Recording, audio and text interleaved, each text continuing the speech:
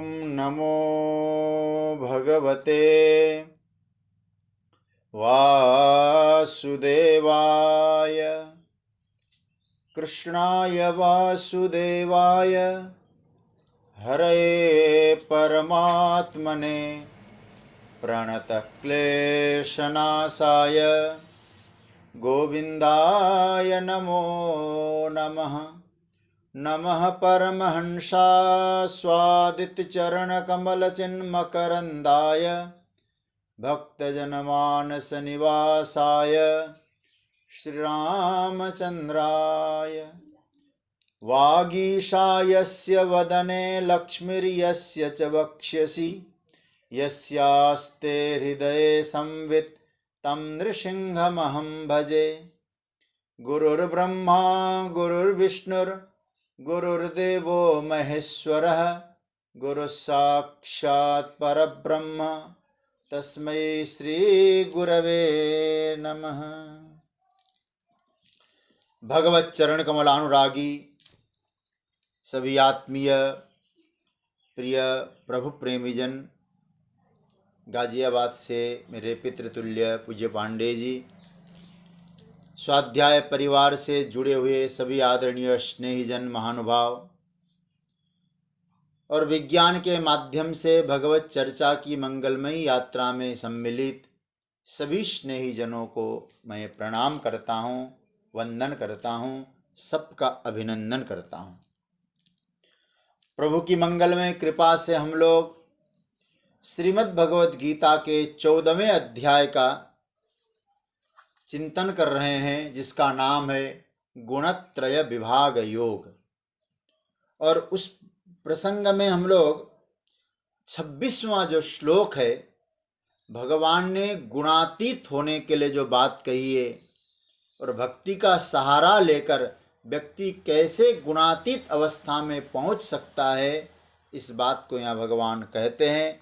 तो बहुत प्यारा मंत्र है। आइए एक बार इसका पाठ कर लेते हैं और उसके बाद फिर प्रभु कृपा से हम लोग इस सूत्र पे जो चिंतन है उसको आगे बढ़ाते हैं।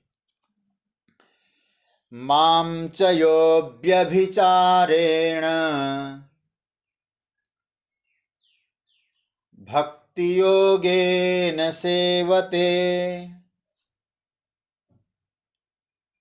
सगुणान् समतीत्यैतान् ब्रह्म भूयाय कल्पते।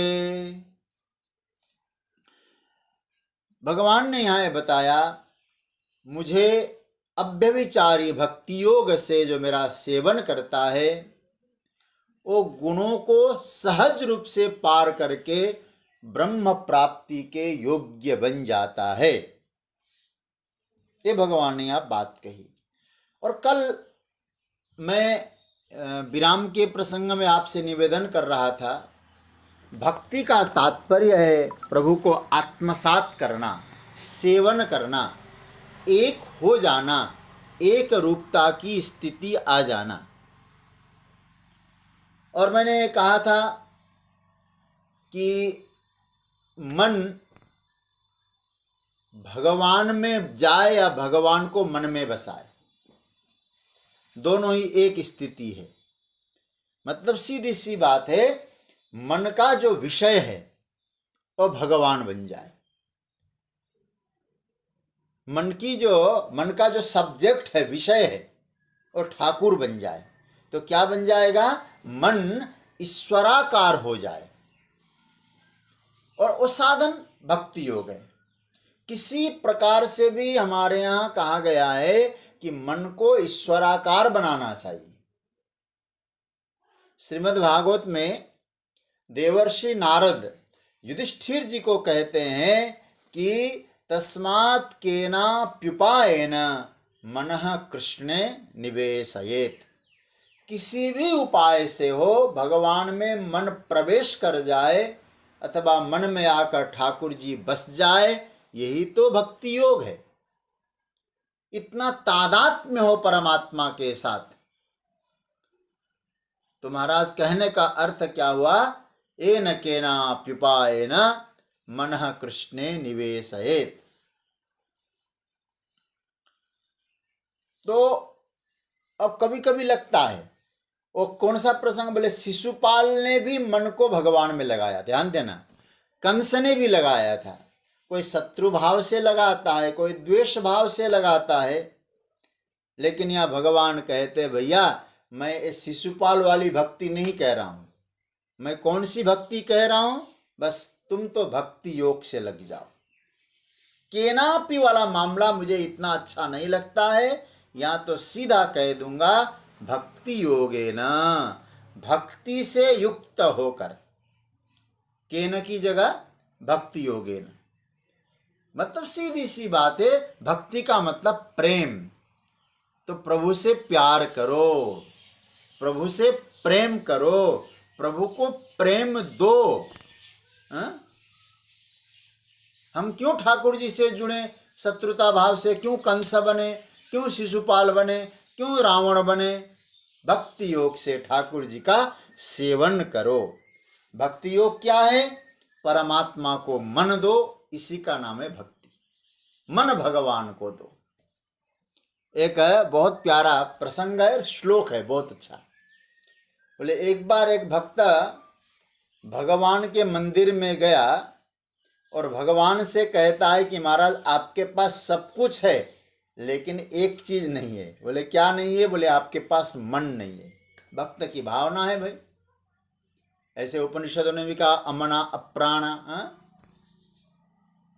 तो उसने कहा आपके पास सब कुछ है, मैं आपको देने आया हूं कुछ, जो चीज नहीं है। क्या नहीं है? वो भक्त भगवान से कहता है रत्नाकरस्तव गृहम गृहिणी च पदमा किम देयमस्ति भवते जगदीश्वराय। प्रभु आपका घर रत्नाकर, रत्नाकर मतलब रत्नों का भंडार, सागर, उसमें तो आप निवास करते हो, तो आपको धन की तो जरूरत नहीं पड़ेगी। और आपकी धर्मपत्नी का नाम है लक्ष्मी, तो जगत को संपत्ति देने वाली लक्ष्मी वो आपकी पत्नी है, घरवाली है, तो उसमें भी आपको धन की आवश्यकता नहीं है। लेकिन महाराज आपने अपना मन किसको दिया, अथवा आपका मन किसने चुराया? भक्त क्या कहता है? राधा गृहीत मन से, भगवती श्री किशोरी जी ने आपके मन को चुरा लिया, ले लिया। तो आप कौन हो गए? बोले अमना हो गए, मन रहित हो गए। राधा गृहीत मन से मनसोपि दैन्यम दत्तम मया निज मनस्तदिदम गृहाण। बोले मन, अपना मन मैं आपको दे रहा हूं, दत्तम मया। तो कहने का अर्थ है भक्ति का मतलब ये हुआ कि मैं अपना मन भगवान को देता हूं। लेकिन क्या करें, समस्या यही है ना, हमको मन नहीं देना है। भले 1.25 रुपया देना हो तो ठीक है, 11 रुपया देना हो तो ठीक है, मन नहीं देना है। और ठाकुर जी क्या कहते हैं? मांग रहे हैं महाराज, आपसे धन नहीं मांग रहे। भगवान क्या कहते हैं? मैयावेश्य मनो एमाम। भक्ति योग तो आप पढ़ चुके हैं अच्छी तरह से, 12वां अध्याय। मैयावेश्य मनो एमाम, मुझे मन दे दो, केवल मन। मयि बुद्धि निवेशय, मुझे बुद्धि समर्पित करो। यदि हम लोग मन नहीं दे पा रहे ठाकुर जी को, अपनी बुद्धि भगवान को नहीं दे पा रहे, तो ये भक्ति योग का विरोधी है, याद रखिएगा। अच्छा भाई, अब साधारण बात कह दें, यदि हम अपना मन नहीं दे पा रहे, भक्ति योग सिद्ध नहीं हो पा रहा है, हमें क्या करना है? तो भगवान ने तो इतनी सहूलियत दे दी। ठाकुर जी क्या कहते हैं? अभ्यास करो, मन को ठाकुर जी में लगाने का अभ्यास करो। क्योंकि 12वां अध्याय कुछ ही दिन पहले हम पढ़ के आए हैं भाई। अथ चित्तम समाधातुम न शक्नोसि मयि स्थिरम अभ्यास योगेन ततो मामिच्छाप्तुम धनंजय। अभ्यास करो, यही भक्ति योग है। मन नहीं दे सकते हैं तो अभ्यास करो। और एक बहुत बढ़िया, मामिच्छाप्तुम, भगवान को पाने की इच्छा तो करो। उनको पाने की इच्छा करो। फिर वो भी नहीं कर सकते हो, जो कर्म तुम्हारे पास है वो कर्म मुझे दे दो। अब मैं तो इतना ऑप्शन ठाकुर जी ने दिया है, जैसे महाभारत की बात याद आती है, कुछ भी नहीं हो सकता है, चलो 5 गांव ही दे दो धृतराष्ट्र, पांडव मांगते हैं। ऐसे ठाकुर जी कहते हैं भैया ये दे दो, नहीं दे सकते ये दे दो, नहीं दे सकते ये दे दो, कर्म दे दो। भगवान ने फिर कहा कर्म नहीं दे सकते, कर्म फल दे दो। कहीं से तो प्रारंभ करो भक्ति। तो भगवान ने कहा कि मुझ में मन लगाओ, मुझ में बुद्धि लगाओ। बस भक्ति योग का मतलब है मन और बुद्धि ठाकुर जी में लग जाए। अच्छा, एक थोड़ा चिंतन करिएगा, मन हम किसको देते हैं? अब इस पर थोड़ा सोचिएगा। मन हम कौन सी ऐसी चीज है जहां मन हमको हम देना होता है, देते हैं? जहां हमारी बुद्धि ने निश्चय किया है कि यहां से मुझे सुख मिलेगा। याद रखना जो शब्द बोल रहा हूं, मन कहां देते हैं? जब बुद्धि ने निश्चय किया है यहां से मुझे सुख और आनंद की प्राप्ति होगी, मन वहां जाता है, वहीं जाता है, बुद्धि ने तय किया। दूसरा, बुद्धि ने तय किया कि मुझे यहां से आश्रय मिलेगा, सहारा मिलेगा। समझ रहे हैं? 2 बातें बताई। पहली बात तो क्या बताई हमने? सुख मिलेगा। दूसरा, सहारा मिलेगा, आश्रय मिलेगा, एक ठिकाना मिलेगा। ये दो पक्की जगह है मन जाने की। जहां सुख का निश्चय हो, जहां आश्रय का निश्चय हो, वहां मन जाता ही जाता है। तो परमात्मा में 2 चीजें रख लो भाई, मुझे भगवान में सुख की अनुभूति और भगवान मेरे आश्रय है। ठीक है? और ये होगा अभ्यास से। इसलिए ठाकुर जी अभ्यास पर बल देते हैं। इसलिए ये मत समझ लेना कोई सुख का आश्रय हो, वो जो सुख का साधन हो, सुख मिलने वाली जगह हो, वो आश्रय भी बने, कोई जरूरी नहीं है। आपके घर में एक छोटा सा बालक है ना, पोता, और सबका एक केंद्र बिंदु हो गया, बन जाता है। सब प्यार करते, घर में एक रौनक सी बनी रहती है, पूरा परिवार उसी के आगे पीछे घूमता रहता है। वहां सुख है, लेकिन आपको कहना पड़ेगा आश्रय नहीं है। सुख मिलता है वो तो कहने का अर्थ क्या है? केवल सुखद हो ये कोई जरूरी नहीं है, आश्रय भी होना चाहिए। इसलिए आश्रय क्या? आदमी अपनी सुरक्षा के लिए, भविष्य के लिए, दुख को निवारण करने के लिए कोई न कोई सहारा चाहिए।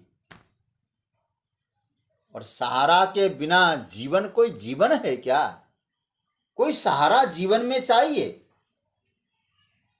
अरे भाई, अभी मैं इसी विषय पे कहीं चर्चा कर रहा था तो एक व्यक्ति ने हमसे कहा महाराज आज तो सहारा भी बेसहारा हो रहा है? उन्होंने दूसरे एंगल से देखा तो सुब्रत राय वाली बात है, सहारा कंपनी बेसहारा होती जा रही है। तो कहने का अर्थ है हुआ किसका आश्रय लेते हैं? एक तो सुख मिले, दूसरा आश्रय, धन का आश्रय लेते हैं, जन का आश्रय लेते हैं, प्रॉपर्टी का सहारा लेते हैं। कोई यदि ये कहे कि मुझे कोई सहारा नहीं चाहिए तो झूठ बोल रहा है। सीधी सी बात कह दूं, सहारा सबको चाहिए। अरे कौन रह सकता है बेसहारा भैया? किंतु सज्जनों, 1-2 बातें आप ध्यान से समझना। वो सहारा, वो आश्रय हम किसका ले रहे हैं? धन का सहारा लिया, कर्म का सहारा लिया, प्रॉपर्टी का सहारा लिया। सो एकदम धैर्य से, एकदम धैर्य पूर्वक अपने में बैठकर गीता के सूत्रों को आगे रखकर सोचिएगा, हमारा मन इन्हीं में रमता है क्या कहीं अन्यत्र भी जाता है? अब ध्यान देना, जिन बातों को मैंने आपके सामने रखा है ना, मन को आश्रय चाहिए, सुख चाहिए तो हमारा मन क्या, जिनका नाम मैंने लिया, प्रॉपर्टी, घर, परिवार, इसी में रमता है कि कहीं दूसरी जगह भी जाता है? बहुत विचार करिएगा। लेकिन एक बात तो आपको मानना पड़ेगा, कई बार ऐसा देखा जाता है, हम तो क्या बताएं, ये धन, बल, वैभव, ये जितना सब कुछ है, इन वस्तुओं ने कभी कहा है क्या मुझे अपना मन दो? जगत के किसी व्यक्ति ने आपको कहा है क्या मुझ में मन लगाओ?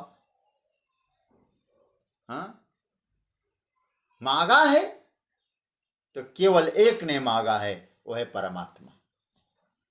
आपका मन मांगने वाला केवल भगवान है।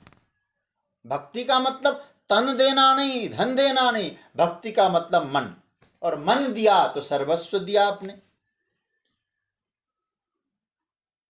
और विचित्र स्थिति, हम लोग कैसे साधक हैं कि जिसने मन मांगा नहीं उसको तो मन दे रहे हैं, और जो मन मांग रहा है उसमें मन लगा नहीं पाते हैं। उसने कहा नहीं कभी कि मयि बुद्धिम निवेशय मयि एव मन आधत्स्व, कभी नहीं बोला है। और हम लोग क्या करते हैं, मन उसमें देते हैं और बुद्धि से उसके बारे में सोचते रहते हैं। देखिए जरा, हम लोग केवल उनको अपना सहारा मानते, योजना बनाते रहते हैं। किस चीज की योजना बनाते हैं? अरे भैया, हमारे जीवन का सूर्य अस्ताचल की ओर जा रहा है और हम लोग क्या कर रहे हैं, संसार को पाने में और पाए हुए संसार को बचाने में समय का व्यय करते हैं, समय को लगाते हैं। जीवन जा रहा है और हम लोग या तो पाने में, जो हमने पाया है उसको बचाने में, यही योजना चलती रहती है। सज्जनों, क्या हमने ऐसी भी कोई योजना सोची है? बोले एक दिन वहां भी जाना है, फिर लौट के नहीं आना है। वहां जाने की योजना क्या है? क्या योजना बनाई हमने? प्रिय स्वजनों, भगवान वही तो कह रहे हैं कि तुम योजना बनाओ। किसके लिए? माम, मेरे लिए योजना बनाओ। माम च व्यभिचारेण, क्या योजना बनाओ? भक्ति, प्रेम। कहने का अभिप्राय यह नहीं है कि हम मन किसी को नहीं देते, पर सच्चाई तो यह है कि मन हमारा कहीं जाता है तो लौट के नहीं आता है। जिसने मांगा नहीं उसको हम देते जा रहे हैं, जिसने प्रेम पूर्वक मांगा उसको देने को तैयार नहीं है।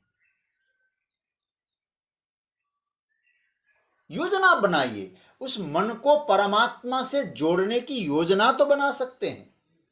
मैं बार बार कहा करता हूं, कल के भोजन की योजना बनाते हो, कल के कपड़े की योजना बनाते हो, लेकिन क्या कभी ऐसी योजना बनाई हमने कि एक दिन ठाकुर के पास जाना है, शाही के पास जाना है? हमने उसके लिए क्या तैयारी की है?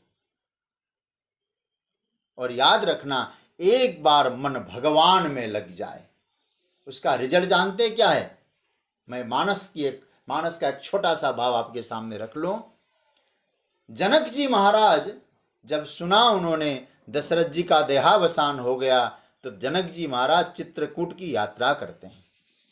सब लोग दुखी है, जनक जी दुखी नहीं है, न सुख है न दुख है। क्यों? इतना बढ़िया सूत्र गोस्वामी जी ने दिया है, मन तह जहां रघुबर बैदेही। मन तो वहां है जहां रघुबर और बैदेही है, तो उसका रिजल्ट क्या निकला? बिनु मन तन दुख सुख सुधि के ही। अरे भाई, सुख दुख का अनुभव कौन करता है? मन करता है। तो मन को संसार के सुख दुख के अनुभव का अवसर ही मत दो। क्या करो? मन को लगाए रखो परमात्मा में, और काम का कोई फुर्सत ही न हो। जनक जी महाराज मन कहाँ है? भगवान में है, रघुबर बैदेही। तो न सुख का अनुभव, सुख दुख से ऊपर, यही तो गुणातीत है। मन को फुर्सत दोगे जगत चिंतन में, तो याद रखना सुख दुख, फिर सुख दुख का पिटारा लेकर आएगा मन। उसको फुर्सत, जब समय मिले माला लेकर बैठो, आत्मचिंतन करके बैठो, अपने इष्ट का स्मरण करो, कोई स्तोत्र का पाठ करो। कभी एक जगह बैठने पर, गीता सुन रहे हैं तो ये भी प्रैक्टिकल जीवन में उतारना चाहिए। कभी जहाँ बैठकर हमें व्यर्थ का चिंतन आ रहा है, वहाँ से उठिए, स्थान बदलिए, दूसरी जगह जाइए, अभ्यास तो करिए, प्रयास तो करना ही है ना। मन को फुर्सत दिया तो मन ने बिगाड़ा है। एक पूज्य श्री डोंगरे जी महाराज कहा करते थे, बोले एक व्यक्ति ने भूत सिद्ध किया, भूतों को सिद्ध किया। बोले भूत प्रखुश हो गया और भूत ने कहा कि बताइए क्या काम है। बोले मेरा काम बहुत है, तुम कर दोगे? बोले हाँ, सारा काम कर देंगे। भूत सिद्ध कर दिया। बोले उसने कहा कि लेकिन एक शर्त है। बोले यदि जिस दिन मुझे कोई काम नहीं बताओगे उसी दिन मैं तुमको खा जाऊंगा, याद रखिएगा। बोले ठीक है, मेरे पास तो इतना काम भरा पड़ा है, तुझे तो रोज काम बताएंगे। वो भूत सिद्ध हो गया, आ गया। तो उसने कहा कि जाओ खेत में हल जोत के आओ। बोले महाराज गया और आया, हल जुत गया। राक्षसी था, भूत प्रेत। अब हो सकता है भाई, ये तो मतलब एक दृष्टांत है। किसी ने कहा वो काम करके आओ, करके आया, एक काम करो, तुरंत करके आया। अब तो कहता है कि जल्दी काम बता, मैं तुझे खा जाऊंगा नहीं तो महात्मा के पास दौड़े, बाबा बताओ भूत से कैसी रक्षा करें। बोले हाँ भाई, ये तो भूत को बिना काम के तो रख ही नहीं पाते हो, फिर क्या करें? तो बहुत बढ़िया बात कही। एक काम में भेजो, जब फुर्सत में आ जाए, कहता मुझे काम बताओ, तो एक खंबा गाड़ दो। एक खंबा गाड़ो, कहाँ? बोले अपने घर के आंगन में। और भूत से कहो तुम ऊपर जाओ नीचे आओ, ऊपर जाओ नीचे आओ। बोले क्यों? कोई काम बताऊंगा, सब बताऊंगा, जब काम नहीं हो तो तुम यही काम करते रहो। मुझे तो बचाएगा, मैं तो बच जाऊंगा, मुझे तो नहीं खाएगा ना। प्रिय स्वजनों, मन का यही स्वभाव है।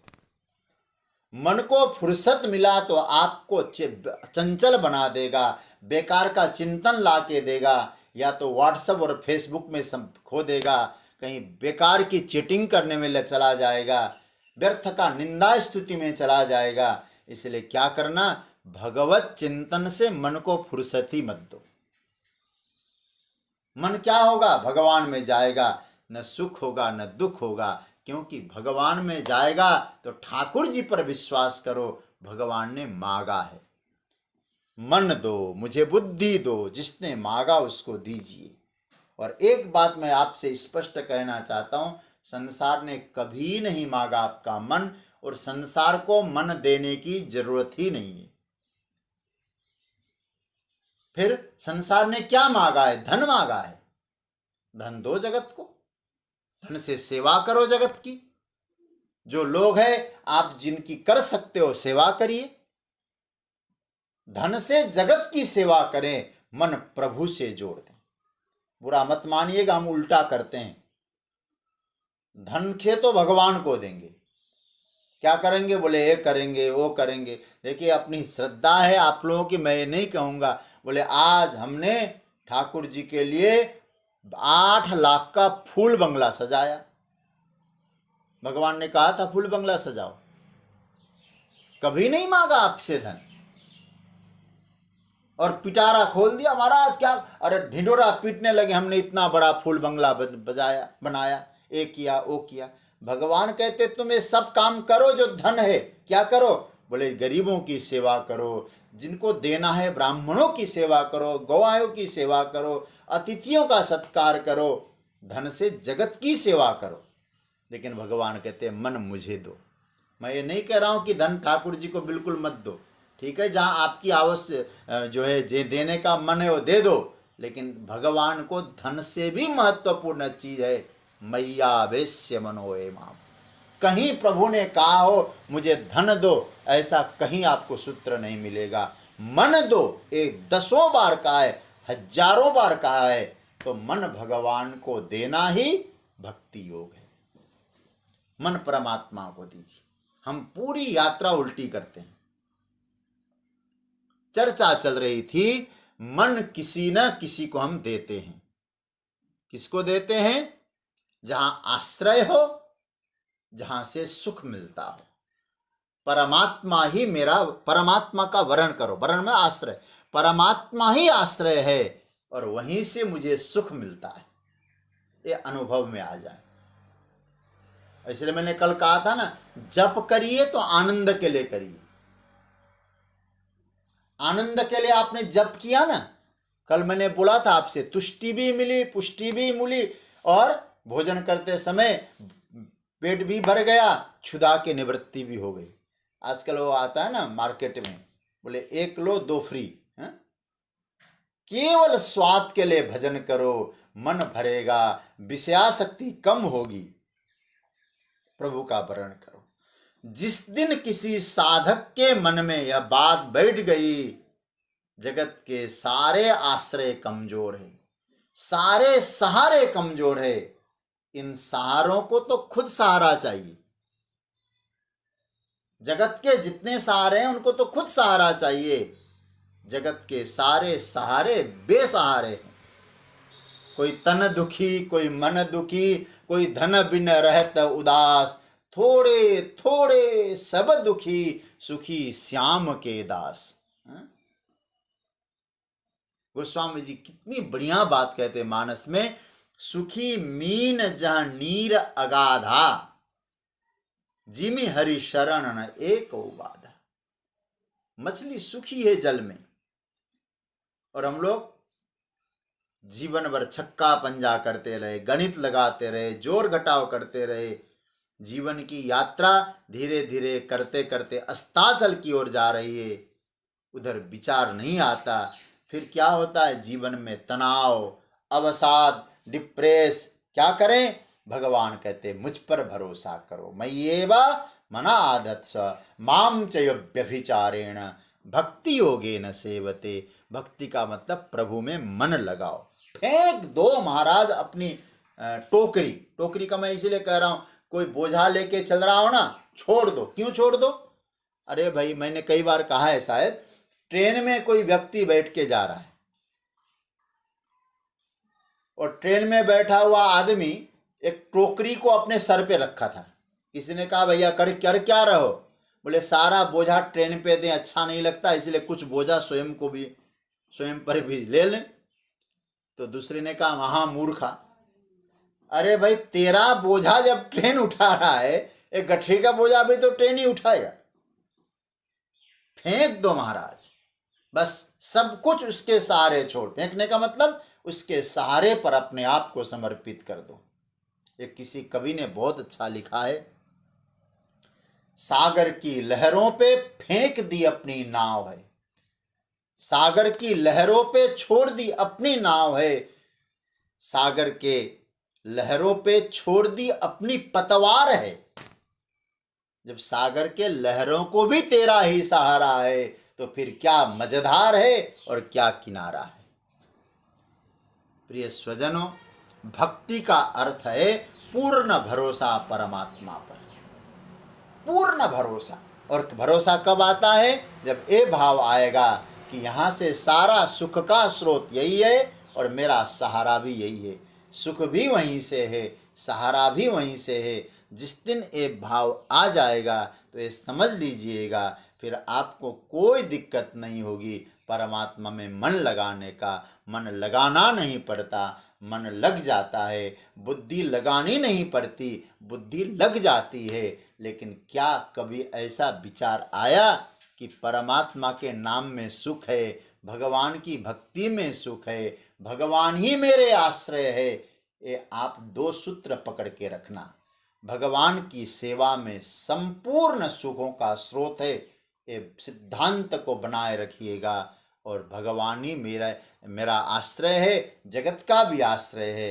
ये भाव जब जीवन में आ जाए तो सज्जनों, तो आपके जीवन में वो भक्ति योग के जो पुष्प है वो खिलने लग जाएंगे। तो भगवान कहते हैं उसका परिणाम क्या होगा? भगवान कहते हैं माम च व्यभिचारेण भक्ति योगेन सेवते।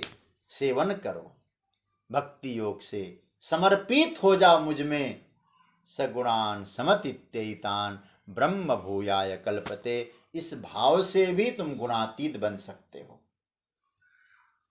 तो गुणों की स्थिति से ऊपर उठने के लिए भगवान पे पूर्ण भरोसा, ये भगवान भक्ति योग की चर्चा करते हैं। और फिर आगे की चर्चा हम लोग अब